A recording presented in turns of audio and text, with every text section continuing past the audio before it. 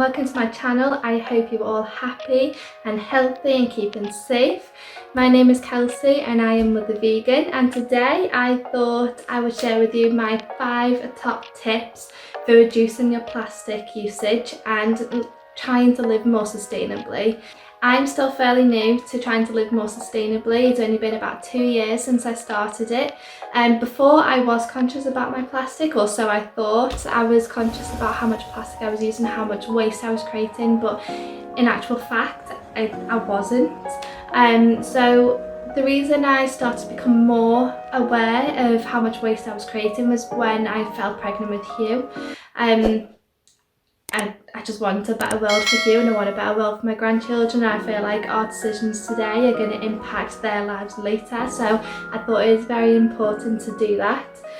Now these 5 tips are quite general, broad tips. I'm not telling you to go out and buy plastic straws or go out and swap this brand to this brand. This is very general, and the reason I've done it this way is simply because I know that going green and going zero waste is an absolute minefield, and when you're first starting off it can be very overwhelming. Now I just want to make these 5 tips to make it an easy transition for anyone who's starting off, and some tips might even help those who are already on their way to living more sustainably. So I hope you enjoy this video and let's get to it.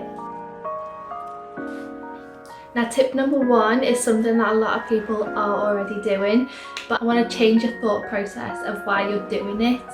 So it's as simple as shopping on Facebook Marketplace. Now I am aware that it becomes an addiction. I am fully aware that I am addicted to Facebook Marketplace. I will scroll through Facebook Marketplace every single day, a few times a day as well. Generally speaking, the things that I want most off Facebook Marketplaces are toys for Hugh, because he's developing very quickly, and I guess all babies do, all toddlers do at his age. So he's developing quickly, so I'm always trying to think of educational and development toys for him. Now for Christmas I have bought a few toys brand new from Aldi. They've just had the toy event and they were all wooden, but I'm looking at his toys now and I'm pretty sure every single one of those toys, bar one which was a gift, bar one which was a gift for his first birthday, they were all off Facebook Marketplace, and it just goes to show how easy it is. So I've also bought a few bits of furniture as well. I'm looking around now. To be fair, a lot of our house is from Facebook Marketplace. Looking around, it is, because it's dead easy to do. You can filter out what you want, how much you want to pay, and it just saves so much waste. I can get what you want off Facebook Marketplace if you are patient and keep looking, and you don't need it right this second, because someone will always be selling something that you need. To give an example, I really wanted, Hugh does not like being in a high chair. He doesn't. He throws his food everywhere because he doesn't want to be in his high chair. So I thought a table and chairs would suit him better. So I was looking for table and chairs all of the time, with quite a big radius as well. And every time that a table and chair went on for him, they sold pretty much instantly. And then I was telling Adam this, and Adam went on Facebook Marketplace there and then and found one for free. Now it's not to my taste, it's bright blue and plastic, but something is better than nothing. I would love ideally the wooden one from IKEA, but there you go, within seconds of them being put on. So I've gotten used to the fact I'm not going to get that one. But if you don't want to shop at the Facebook Marketplace, that's absolutely fine. There are charity shops. It's just when you shop at charity shops compared to Facebook Marketplace, you have to traipse around all the charity shops, and if you don't get what you want from there, you'll have to go back and back and back. Whereas Facebook Marketplace, you can sit on your couch, have a cup of tea, put something on the telly, you're done. And then there's also thrifted and vinted and Depop for your clothes as well. I've not shopped on any of them yet because I've not needed any clothes. So yeah, shop secondhand is my tip number 1. So my tip number 2, fix something rather than throwing it away. And what I mean by that is mainly towards electrical items. So I know that a lot of the times it's actually cheaper and easier to to just throw something away and then buy a new one. But as often as you can, you should really try and fix that instead of throwing it away. And I know that's not always possible. Like, my straighteners broke just before Christmas, which is why I've got curly hair. I've only got curlers now, but they broke just before Christmas. I didn't want to buy a new one because I didn't know what to do with my old ones. I cannot find somewhere that'll fix straighteners, because I love those straighteners as well. I've had them for about 9 years, so it's a long time, and I don't want to get rid of them. But by the looks of things, I'm going to have to. So if anyone knows of any place I can get them fixed, leave it in the comment box below, because I'll be so eternally grateful for that. Why it's so important to fix electricals instead of throwing them away is that in 2015, I think it was, that's the latest statistic I could find, we exceeded 50 million tonnes of e-waste in that 1 year alone, which is crazy. Like, that is an enormous amount. But it's not just about electricals either, it's about absolutely anything. So like the other week, Adam ripped his waterproof trousers. So they actually only cost £7 to buy, and it would cost me around about £4 to fix. We were so tempted to just say, let's just get rid of them, buy new, easier, quicker, no hassle. But then we sat down and thought that's a lot of synthetic fibres.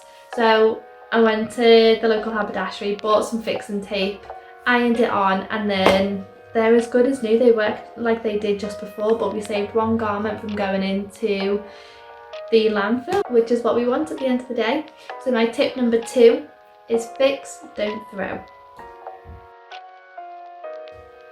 So my third tip kind of follows on from that, and it's staying away from fast fashion. Now, I know it's so tempting when you're walking through a shop and you see all these beautiful clothes and you just imagine yourself in them. I do the same as well, don't get me wrong. Like, the clothes that are out nowadays are just beautiful, but they cause so much waste. And not only the waste when it goes into landfill, but they're all really poor quality, so they don't last that long, so there's nothing you can do with them afterwards. The wastewater that fast fashion causes is enormous. It's actually more than the travel industry and the shipping industry combined. It's that much, and that's just from the wastewater. So it's insane. You need to try your very hardest to keep away from fast fashion. And again, I know that's easier, especially when you're on a budget like myself. The first place you want to shop when you need clothes is Primark, and I absolutely get that, I do. This jumper's from Primark. About 5 years ago, but it's from Primark nonetheless. So I do know that it's difficult to stay away from it because we can't always afford to buy the more sustainable brands. But going back to tip number 1, buy second hand. Even if you're going into charity shops, try not to buy what you don't need, because that's still causing more waste. So that's my tip. Number 3 is stay away from fast fashion. Tip number 4, again, it's not always possible, and I'll say this with all of the tips that I'm giving now. I know that doing these 100% of the time isn't always possible. Do not feel bad if you can't do it all the time. To me, that's fine. You're doing the best that you can, and that's all we can ask of anybody whatsoever. So my tip number 4 is buying your fresh fruit and veg loose. So I know that a lot of people shop at Aldi because of the budget, because I disagree with this, but a lot of people think that Aldi works out cheaper than going to the other supermarkets, and absolutely every bit of their fruit and veg are in plastic packaging. I could be wrong, I don't really go there that often, but I've never seen loose fruit or veg. And the best place I found is actually Morrison's. They're doing so much to try and reduce their plastic in their fruit and veg, and they also have wonky veg. So I personally, from what I've worked out, carrots, parsnips, tomatoes, broccoli, that kind of stuff actually works out quite well priced, loosely, without the plastic packaging. The likes of potatoes and peppers, they actually work out more expensive buying it loose than they do in the plastic. So those generally in Morrison's, there will be wonky veg, and while you're still buying it in plastic, you're saving food waste, because those wonky veg would have ended up going to landfill anyway. So yes, you're using plastic, but you're buying wonky veg and preventing food waste. So that's another budget one as well, because the wonky veg is actually cheaper than normal veg, and it tastes exactly the same, it just doesn't look as nice, as pretty, as aesthetically pleasing as the others. So yeah, that's my tip number 4, is buying fresh fruit or veg without the plastic and buying it loose. And my 5th and final tip is actually really seasonally appropriate right now. It's stay away from glitter. Now, I am fully aware I have not only a Facebook Marketplace addiction, but I also have a sparkle addiction. Like, anything that sparkles, I am to that item like a dart. I just love sparkles. But a few years ago, when I realised that, I don't know how it didn't click, I also wasn't thinking about it, and ignorance is bliss at the end of the day. But a few years ago I realised what glitter actually was, and it's a microplastic which goes through the waterways into our oceans and subsequently into the poor fish that live in the oceans. So since then I've actually been staying away from glitter. Now Morrison's and I believe Waitrose, I'll double check, but I think it's Waitrose, they've actually vowed to stay away from glitter in their Christmas items. So no glitter on the cards, wrapping paper, decorations, anything like that. It's glitter free, so that's a good start. I mean, there's still a lot of plastic there, but it's a good start. So yeah, stay away from glitter as much as you are tempted. However, in saying that, I am on the lookout on Facebook Marketplace, shocker, for some more Christmas decorations, just because last year I did it all natural. I did wood and I did the dried out fruit and all that, and it was beautiful, don't get me wrong, and I'm still going to be doing that this year, but I kind of want the red and green and all the lights and everything, just to make it feel a little bit more Christmassy now that Hugh knows more what's going on around him. And I'm just very excited for this year's Christmas, more excited than I was last year when I was like, I'm a Christmas freak. I am. So yeah, so although I am staying away from glitter generally, I probably will end up with some glitter for Christmas, but it'll be secondhand glitter that's already been produced, already been used. I am not putting into that industry, I'm buying it secondhand, which makes me feel better. So if you see glitter in any of my videos, it will be secondhand, or it'll be very, very, very old. Now, I will repeat it again, as I will repeat it in many of my videos. We are not perfect. We can't be expected to live the zero waste life perfectly. That's just not possible in today's society. It's not, and I wish it was, but it's not. So do not feel guilty, do not feel upset that you've bought a bit of plastic if you couldn't help it, if it's not on your budget, or if it's something that you really, really needed and couldn't get second hand. Don't feel bad, just as long as you're doing the best that you can. That is literally all we can ask of anybody. And I, for one, I don't live the zero waste life perfectly. I actually say that we live a low waste life because we try our hardest, but it's not always possible, so I can't say that I live zero waste.